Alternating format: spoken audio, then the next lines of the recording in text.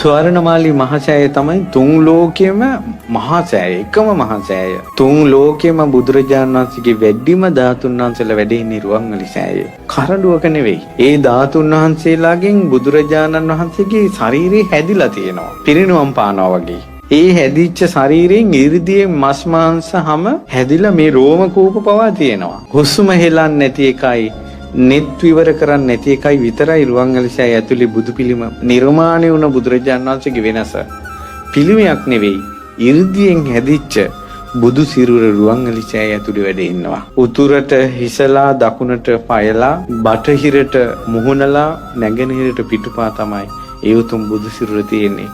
සුන්දර රශ්මි ධාරා විහිදී ධාතු පරිනිර්වාණය වෙනකල් මේ බුදු සිරුර රුවන්වැලි සෑයේ වැඩ ඉන්නවා. රුවන්වැලි සෑයේ ඇතුලේ තියෙන බුද්ධ චරිතයේ ප්‍රතිමා එළියට ගත්තොත් රුවන්වැලි සෑයේ මළුව වගේ 4-5 ගුණයක් ඕන. එච්චර ඇතුලේ තියෙනවා. මේ පෘථිවි තලයේ වටිනාම මාණික්ක රන් රිදී මුතුමැණික් රුවන්වැලි සෑයේ ඇතුලේ තියෙන්නේ. රුවන්වැලි මහා සෑයේ බුදු සිරුර මැවිල්ලා ප්‍රාතිහාර්ය පෑවා. සියලු රහතන් වහන්සේලා වැඳපු තැන. වාහල් කඩවල පවා ධාතුන් වහන්සේලා නිදන් කළා තියෙනවා රුවන්වැලි සෑයේ. ඒ නිසා ස්වර්ණමාලී මහා සෑයට ජීවිතේ පූජා කරලා වැඳලා පුදන අයට එයාලට දේවාලයක් ඕනේ නැහැ. එයාලගේ හිතේ බුදුරජාණන් වහන්සේගේ සරණ පිහිට ඒ විදිහටම තියෙනවා.